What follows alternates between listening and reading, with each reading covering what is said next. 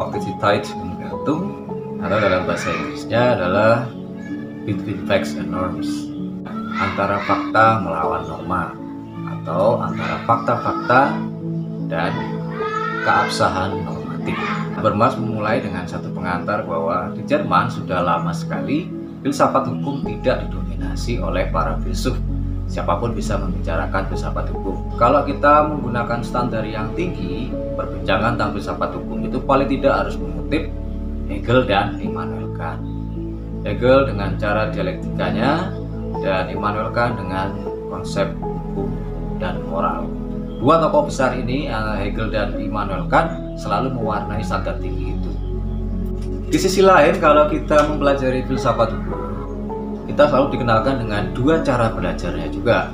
Yang pertama, kita belajar tentang sejarah pemikiran filsafat hukum itu sendiri, dan yang kedua adalah tokoh-tokoh filsuf hukum itu. Tetapi pada prakteknya, kita justru membicarakan filsafat hukum itu sibuk berangkat dari fakta-fakta peraturan, sehingga corak perbincangan filsafat hukumnya didominasi oleh filsafat ilmu hukum. Filsafat ilmu hukum ini adalah filsafat yang sudah terkotak-kotak pada mazhab aliran filsafat tertentu. Nah, menurut Habermas, saya mencoba menafsirkannya bahwa tidak dapat dipungkiri, dan memang bukan kebetulan juga, filsafat hukum ketika menjalin dengan berbagai realitas sosial, bahasa-bahasa dalam konsepsi filsafat menyebar begitu saja ke beberapa aliran hukum. Di sini secara dominan kita akan mengenali bahwa konsep-konsep dalam hukum itu terlalu didekati dengan ilmu hukum teknis yang fokus pada hukum pidana. Konsep filosofis Hegel yang selalu dirujuk dalam konteks diskursus filsafat hukum, dalam pengantar buku Habermas ini dinyatakan bahwa konsep-konsep Hegel itu sekarang dituntut dengan pendekatan pluralistis. Jadi kalau kita membahas cara berpikir atau cara berhukum Hegelian, kita membutuhkan pendekatan yang bermacam-macam. Pertama, misalnya teori sosial, teori moral, teori hukum dalam pengertian jurisprudence yang kita selalu pelajari di kampus, yang lebih condong pada praktek peradilan, logika peradilan, kemudian sosiologi dan sejarah hukum. Berbagai pendekatan pluralistis ini akan memperkaya konsep-konsep yang sebenarnya sudah sangat lengkap ditulis oleh Hegel. Kita saksikan dalam episode berikutnya nanti bagaimana konsep-konsep filosofis Hegel didekati oleh Habermas dengan cara pendekatan pluralistis ini. Di Indonesia, karya-karya Habermas sudah banyak dikenal, terutama tentang teori tindakan komunikatif atau teori aksi komunikatif. Selain Habermas tadi mengkritisi Hegel dengan pendekatan-pendekatan pluralistis yang melibatkan teori sosial, teori moral, teori hukum, dan sosiologi maupun sejarah hukum, Habermas juga meletakkan teori tindakan komunikatif atau teori aksi komunikatif dalam diskursus filsafat, terutama yang berkaitan dengan filsafat hukum dan sosiologi hukum. Habermas telah meletakkan fondasi baru pada diskursus hukum dan demokrasi. Teori aksi komunikatif atau teori tindakan komunikatif dia posisikan untuk membahas secara total rekonstruksi filsafat hukum dan sosiologi hukum. Ini peluang baru bahwa bahasa-bahasa dalam konsep filosofis itu tidak lagi berdiri independen. Bahasa-bahasa rumit dalam konsep-konsep filsafat itu tidak lagi berdiri sendiri yang jauh dari rantai sosial. Ketika dia berhubungan dan berkontak dengan kenyataan sosial atau rantai sosial, muncullah aliran-aliran baru, di mana bahasa-bahasa yang sangat lengkap, murni, dan abstrak dalam filsafat itu telah mengalir ke berbagai aliran. Nah, kita tidak perlu terjebak pada aliran-aliran itu. Nanti kita akan bisa lihat dalam episode berikutnya bagaimana kita memahami hermeneutika hukum, positivisme hukum, realisme hukum, dan muncul mazhab baru. Sebenarnya bukan mazhab ya, tapi pendekatan baru yang disebut teori diskursus hukum. Pada episode kali ini kita hanya akan membahas sekilas apa isi dari buku yang ditulis oleh Habermas. Yang pertama, Habermas akan memulai pembahasannya dengan membedakan antara fakta melawan norma. Jadi Habermas akan membicarakan inilah problem sebenarnya dalam diskursus hukum kita, fakta-fakta melawan norma-norma. Kalau kita bahas dalam konteks diskursus hukum Indonesia, kita selalu melihat misalnya begini, ada satu peristiwa orang mencuri motor misalnya. Kalau dalam konteks fakta, orang itu mencuri secara nyata. Jadi kalau dia mengambil motornya dan kelihatan, dan akibatnya dia diberikan sanksi, bisa sanksi adat, sanksi sosial, dan seterusnya. Tetapi kalau dalam logika yang satunya lagi, yaitu validitas norma, orang itu diduga mencuri, jadi tidak boleh langsung menyatakan secara faktual dia mencuri. Ketika orang itu mencuri, sebagai premis awal, premis berikutnya adalah mencari norma dalam kitab undang-undang hukum pidana. Barulah majelis hakim atau pengacara, jaksa, dan seterusnya untuk menafsirkan sejauh mana orang itu bersalah. Ini contoh yang sangat gampang, tapi dalam konteks refleksi diskursus hukum, pertentangan antara fakta atau ketegangan antara fakta melawan norma itu tidak pernah ada habisnya. Nah, Habermas menawarkan pada bagian pertama diskursus ini bagaimana ketegangan antara fakta melawan norma ditengahi dengan teori aksi komunikatif. Setelah kita mengikuti klarifikasi teoritis antara fakta melawan norma, pada bagian kedua Habermas melanjutkan dengan ketegangan antara sosiologi hukum atau teori-teori sosiologi hukum melawan filsafat keadilan, antara sociology of law versus the philosophy of justice. Pertarungan antara sosiologi hukum dan filsafat keadilan ini tidak ada ujungnya. Di ratusan tahun perdebatan antara mana yang pro sosiologi hukum dan mana yang mendukung filsafat keadilan tidak pernah selesai.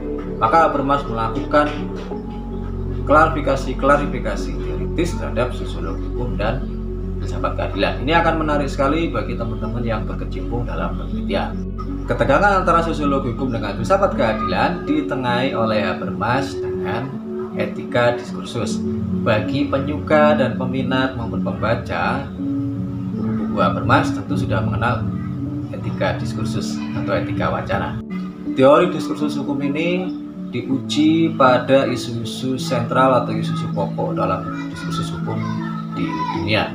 Nah, kali ini Habermas akan menggunakan dua tradisi hukum yang dia merasa sangat akrab. Yang pertama, tradisi hukum Republik Federal Jerman dan tradisi hukum Amerika Serikat. Untuk mudahnya, kalau di Indonesia pemahaman kita adalah kalau tradisi hukum Republik Federal Jerman itu civil law system, kalau tradisi hukum Amerika itu common law system. Ada keunikan kalau saya membaca sekilas dalam bukunya ini, tradisi hukum yang mengarah pada civil law system biasanya lazimnya dia mengarah untuk pada proses pembuatan hukum yang tertulis. Tetapi pada prakteknya ternyata ada kritik dari Habermas, cenderung orang malah menunggu putusan peradilan. Padahal putusan peradilan atau konteksnya dengan jurisprudensi itu bagian dari tradisi yang lain, yaitu common law system.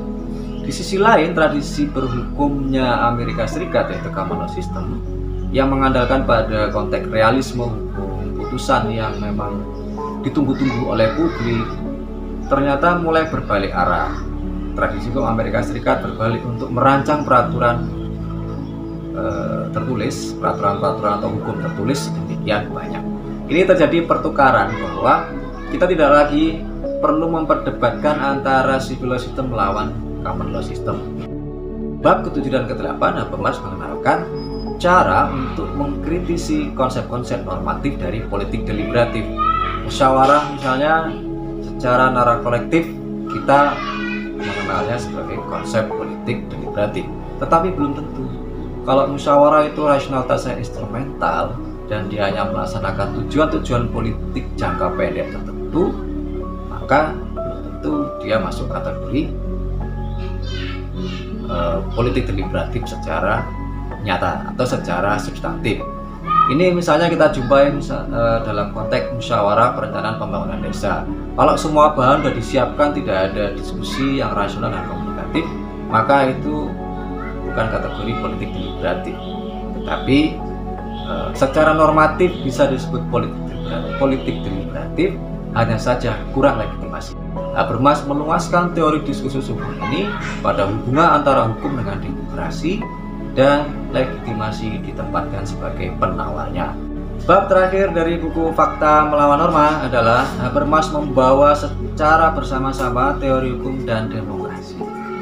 Teori hukum dan demokrasi yang dihasilkan sebelumnya tadi, teori diskursus hukum dan demokrasi deliberatif yang telah diperiksa secara sosiologis, masuk ke dalam satu hal yang selama ini kita kenali hanya sebagai jargon, dari rakyat, oleh rakyat, dan untuk rakyat. Selama ini itu cuma jargon yang dihafalkan mulai TK, SD, sampai tua, tetapi tidak ada gunanya sama sekali. Habermas mengenalkan bahwa dari rakyat, oleh rakyat itu hanya demokrasi proseduralistis selama hanya menjadi jargon. Tetapi Habermas mengangkat itu ke dalam level pemahaman atau dalam bahasa filsafat meta level, hal yang abstrak, konsepsi, sejak di rasio, sejak di pikiran dari rakyat, oleh rakyat, dan untuk rakyat itu menjadi cara berpikir dan cara berpikir. Ini menarik. Jadi kalau Anda membuat satu peraturan, Anda harus berpikir, ini dari rakyat, oleh rakyat, untuk rakyat enggak? Pilkada yang akan diselenggarakan di masa pandemi COVID-19 ini dari rakyat, oleh rakyat, untuk rakyat atau tidak, dan seterusnya. Masih banyak konsep-konsep dari Habermas yang perlu kita gali lagi, kawan-kawan sekalian. Tapi pada sesi kali ini saya hanya ingin mengakhirinya dengan satu bantahan Habermas terhadap tudingan-tudingan kritis dari penyerangnya terhadap teori tindakan komunikatif. Jadi sebenarnya buku ini juga memulai proyek baru. Habermas membawa teori tindakan komunikatif ke dalam ranah hukum. Ada dua hal yang dibantah oleh Habermas. Yang pertama adalah teori tindakan komunikatif itu buta terhadap aspek kelembagaan. Jadi kalau teman-teman membaca buku Habermas sebelumnya, cenderung Habermas tidak membahas kekuasaan negara dan kekuasaan pasar. Jadi Habermas baru kali ini membahas di mana posisi kekuasaan parlemen, di mana posisi kekuasaan peradilan, di mana posisi kekuasaan administrasi atau birokrasi. Ini diringkas dalam satu istilah, sistem kekuasaan negara pusat. Jadi kekuasaan negara berisikan kelembagaan. Dia ingin menunjukkan bahwa demokrasi proseduralistis dari rakyat, oleh rakyat itu bisa dibongkar ulang. Trias politika dibongkar ulang dengan cara ala teori aksi komunikatif. Anda jangan kemana-mana dulu, saksikan episode berikutnya yang akan membahas bantahan-bantahan Habermas. Yang terakhir, yang kedua adalah Habermas membantah bahwa teori tindakan komunikatif itu akan membawa konsekuensi anarkis. Memang kalau kita punya opini-opini publik lewat Twitter itu luar biasa banyak opini-opini yang nyinyir dan tidak jelas, baik itu robot maupun akun beneran, real human misalnya. Tapi pemerintahan tidak perlu khawatir. Justru pelepasan opini-opini publik yang memang anarkis itu bisa diolah oleh kekuasaan pemerintahan untuk melegitimasi dirinya. Bagaimana siasat atau strategi kekuasaan pemerintahan memanfaatkan inti gagasan anarkis ketika opini publik itu melesat ke dalam ruang publik? Saksikan pada episode berikutnya. Sampai jumpa.